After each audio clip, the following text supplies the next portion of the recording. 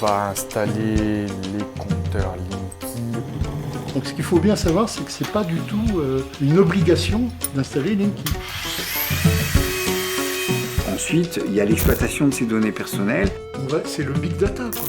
On va savoir à quelle heure votre radio réveil s'allume. C'est vraiment des choses glauques. Si les habitants demandent de l'aide à leur commune parce qu'il y a Enedis qui arrive et pour changer tous les compteurs, il faut les aider. Linky, c'est choisir un type de société.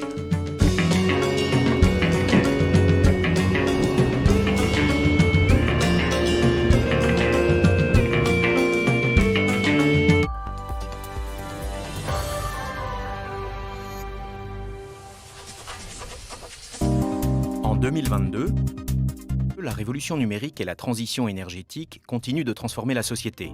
Avec le déploiement de nouveaux équipements communicants, dont Linky, Enedis a démultiplié ses capacités de supervision du réseau. L'exploitation des données, grâce aux outils Big Data et à l'intelligence artificielle, permet de mieux cibler la maintenance et les choix d'investissement.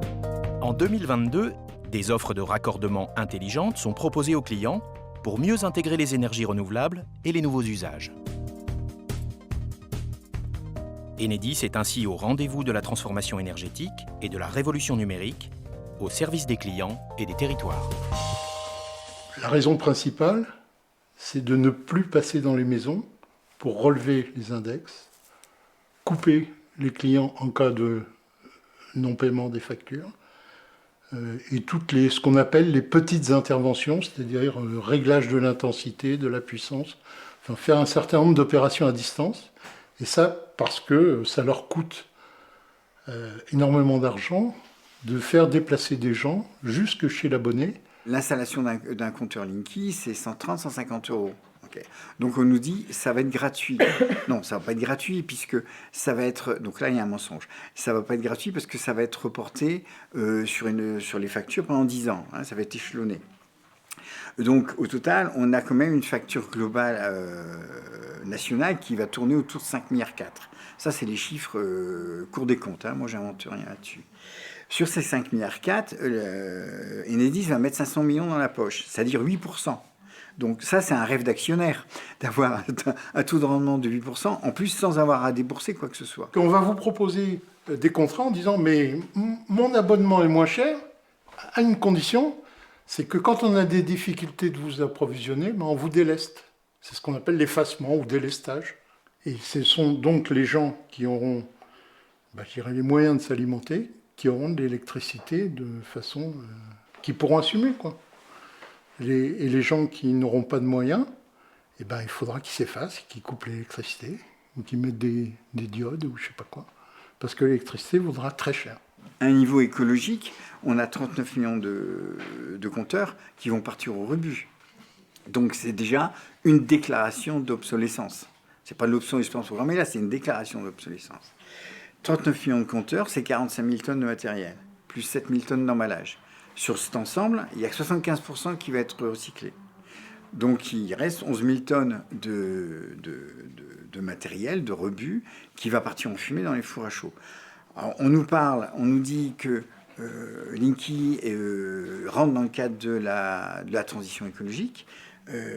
J'aimerais bien comprendre, quel est le bilan carbone déjà de l'opération, parce que c'est pas tout d'installer les compteurs, il faut les fabriquer, il faut les poser, ça fait des kilomètres. Moi, j'aimerais bien avoir le bilan carbone de cette opération, hein. Ça pourrait être intéressant. Le troisième volet, c'est le volet des données personnelles. On nous dit, si vous voulez vraiment pas que vos données personnelles soient communiquées, on les donnera pas. Mais si on les donne pas, pourquoi elles sortent de chez moi pour aller être confinées dans un data ? C'est le big data, quoi. On va savoir à quelle heure votre radio réveil il s'allume. À quelle heure vous prenez votre douche, à quelle heure vous commencez à réveiller la maison. On pourrait savoir à quelle heure, s'il y a des périodes où vous ne consommez pas d'électricité. En clair, vous êtes absent.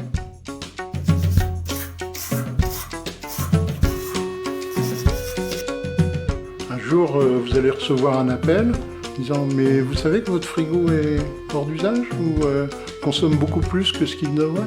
Et on va vous faire des offres. Linky, c'est choisir un type de société.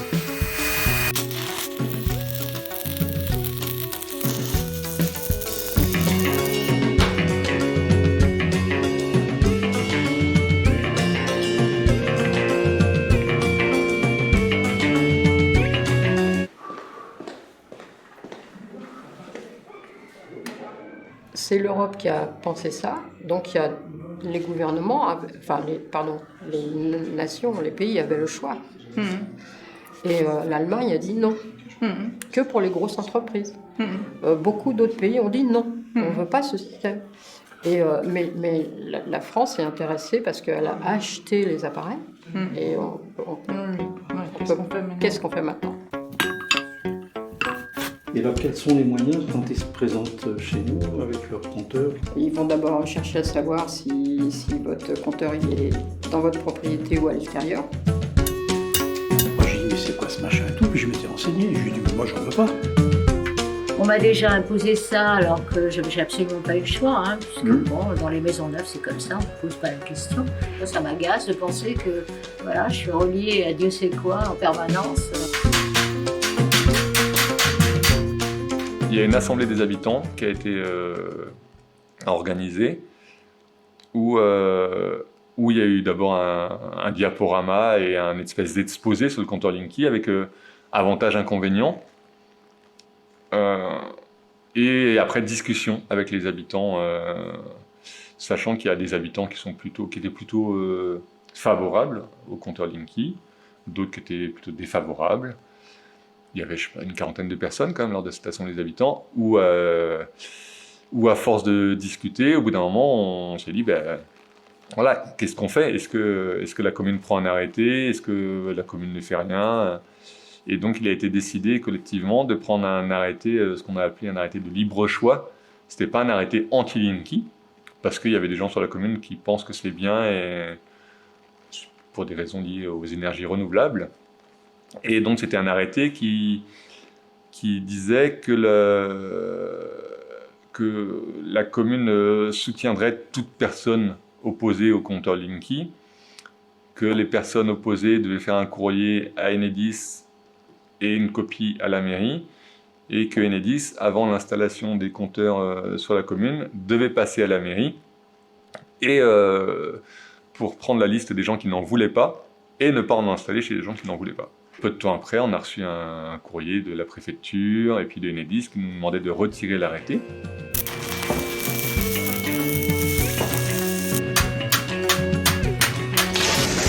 Ce sont les communes qui sont propriétaires du réseau.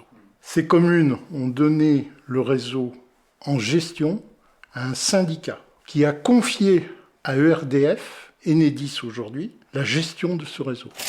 Non, ce qui changerait vraiment les choses, fondamentalement, c'est si les mairies reprenaient en concession, en régie, les réseaux. Ça, c'est la base et la clé. Les communes, globalement, elles ont plutôt tendance à vouloir déléguer le maximum de choses, avoir le moins de compétences possible, parce qu'elles ont l'impression que les compétences, c'est des ennuis. Déjà, il y a pas mal de communes qui cherchent à ne plus avoir d'école sur leur territoire, donc j'imagine que le réseau électrique, c'est le cadet de leurs soucis. Une commune, dans le cadre des coupures pour impayés, pourrait gérer de façon plus saine et beaucoup plus juste les problèmes de précarité, les problèmes de difficulté de clients, parce qu'ils les connaissent, c'est évident. Là, aujourd'hui, c'est quelqu'un de Lyon, au vu du paiement de vos factures, par rapport à un délai de paiement qu'on vous a accordé, et là, si vous avez dépassé de 3 heures, on va vous couper. Je veux dire, c'est vraiment un type de société que je refuse. Si vous avez confié votre réseau à un syndic, vous ne pouvez plus en sortir. Ce qui fait qu'aujourd'hui, les communes, il faudrait qu'elles fassent un acte de désobéissance si elles voulaient reprendre la propriété de leurs biens.